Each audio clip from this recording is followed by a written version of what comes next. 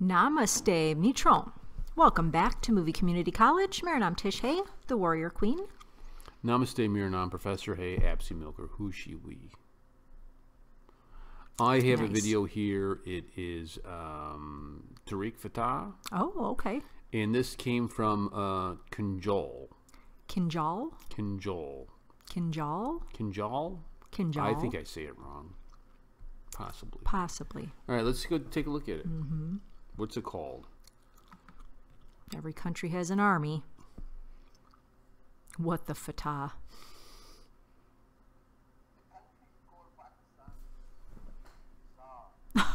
That's what he starts with. Yeah.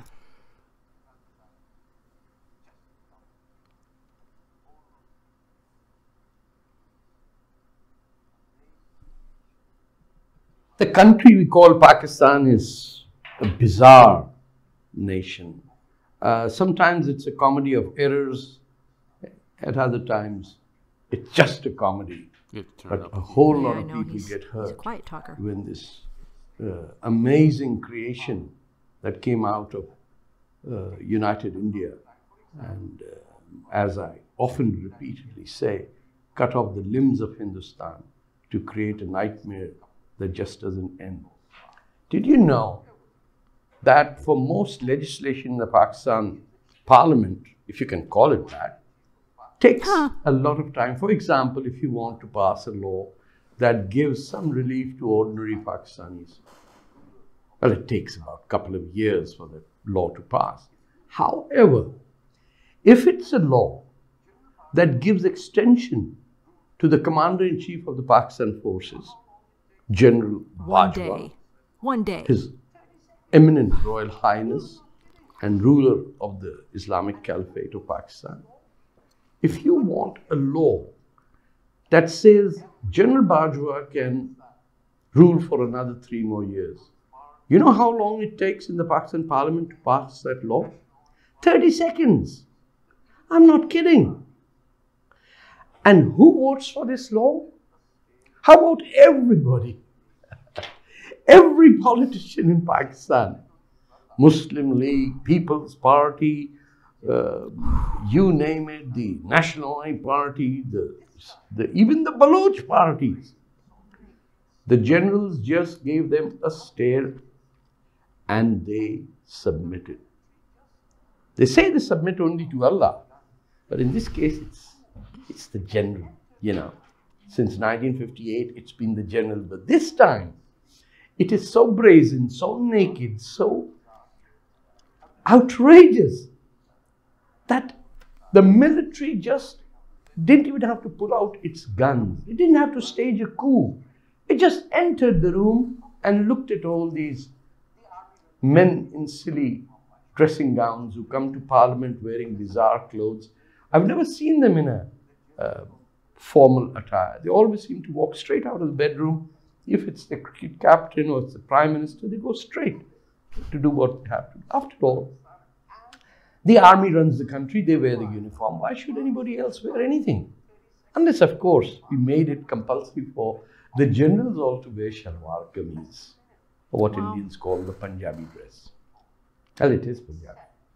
Anyway, the law to rule Pakistan as the generals require passed Parliament in 30 seconds and passed the upper house where the opposition is in the majority less than a minute.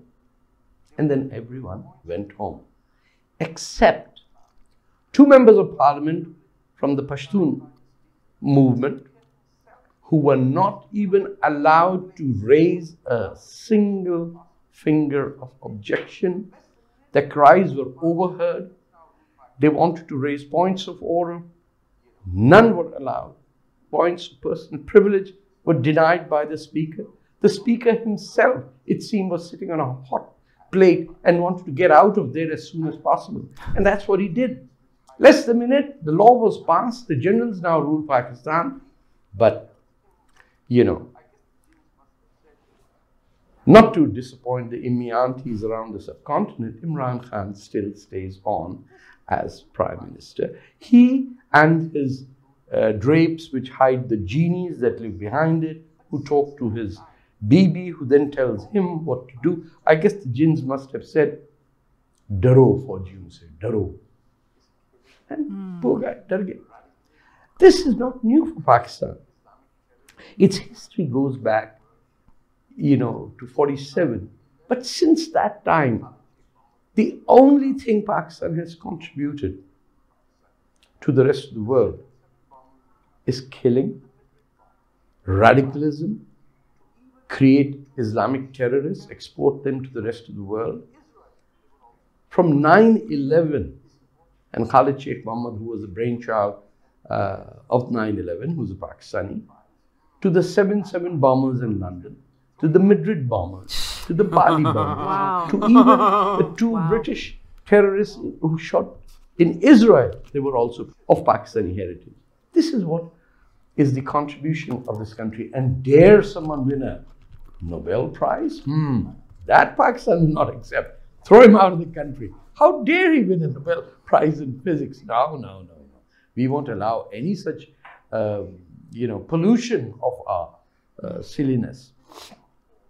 The lack of spine and character of Pakistan's politicians was best described in this picture that you will just see. And this, by the way, came out in the Pakistani press. The big military jackboot crushing the Pakistani parliament. But this is not all.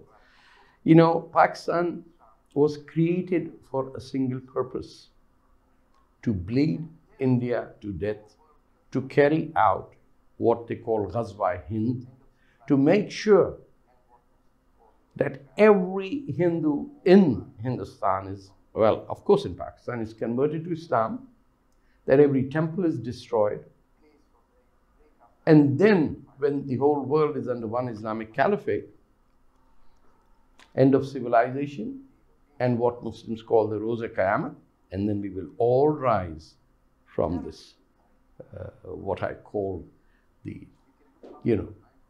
place from where we break our flights and take the final journey to paradise, to find 72 virgins. I don't know if they are male or female, but nevertheless, these 72 virgins await us all. Terrible deeds have been done by this country. You can look up from 1947-48 to the attack on Jammu and Kashmir, to the killing of fellow Muslims, 3 million in Bangladesh, to the continuous bombardment of Balochistan. It's a sad story that one day will come to an end, because Pakistan is not a country, it's an acronym, Pakistan. Unfortunately, even the word Khan, like Hindustan, derives itself from Sanskrit. There is no escape, Pakistan. You're part of the Indian subcontinent. You're not an Arab country. You're not the leftover child, abandoned child of the Turks, nor are you B-grade Persians. You are basically Indians. This is where Punjab and Sindh form part of the Indian civilization. That is why India's national anthem contains the words Punjab and Sindh. It's a different story that Indians are asleep today and can't remember that Punjab and Sindh actually are places, or that Lahore and Kasur are cities named after Love and Kush, the sons of Ram. Things will soon come to an end, but they will not before, especially Indians, wake up and face the challenge that they, in their own country, have a right to celebrate the 5,000-year-old civilization that is rooted in the Vedas, that is rooted in Sanatan Dharam, that is rooted in Hinduism, and there is nothing guilty about being a Hindu.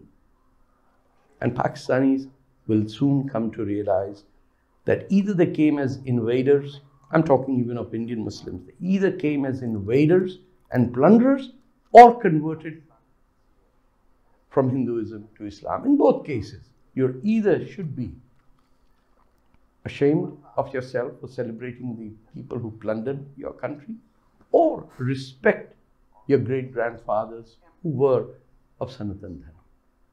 But Pakistan is here as long as we can look around in the near future, and we have to deal with it.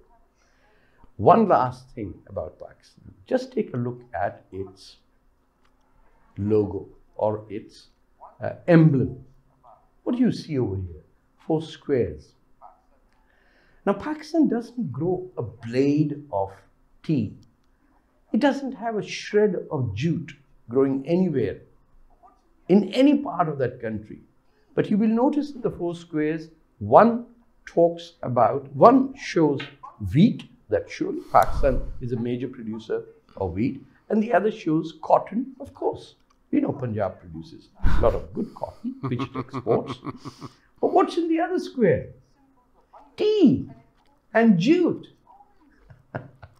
That is Bangladesh's produce. That's what Bangladesh exports and produces and takes pride in. How dare Pakistan take away the products and emblems and symbols of Bangladesh and incorporates it into its own emblem and walks around as if it has no ambition to do anything. Notwithstanding the fact that Pakistan ISI still operates in Bangladesh, and the ISI is helping the Rohingyas get armed so that they can infiltrate India and carry out terrorist activities. That is what Pakistan is. Even their emblem is a lie. Not just a lie, 50% of...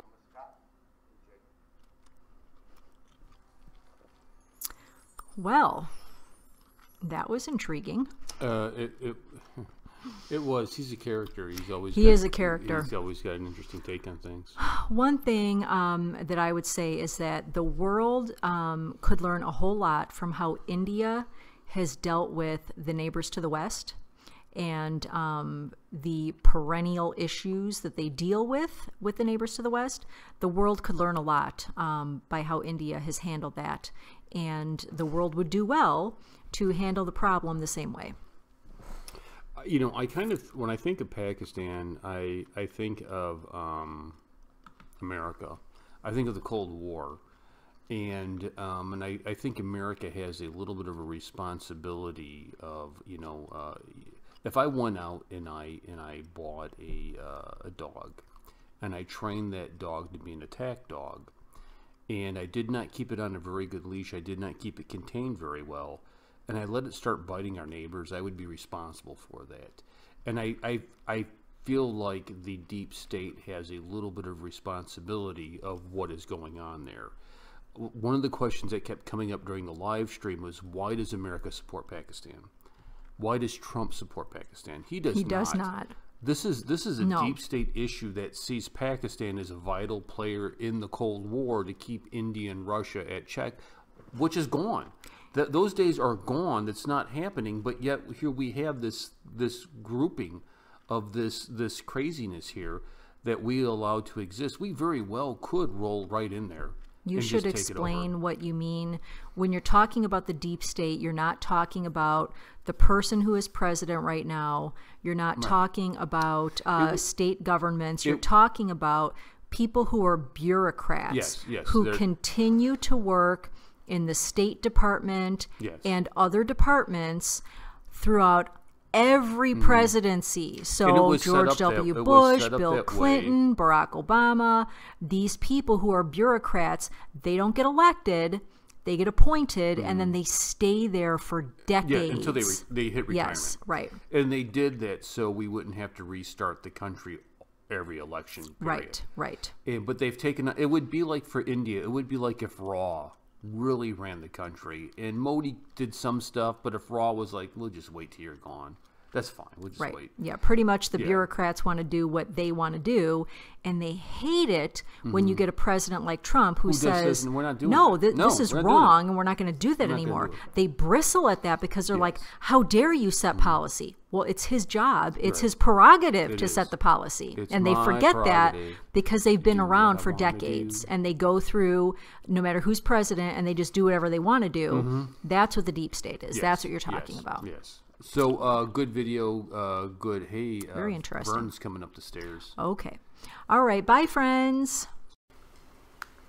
Only our Indian friends who are well versed in the history of Indian films will get this outro. Fritos! Bada, bada, bada, bada.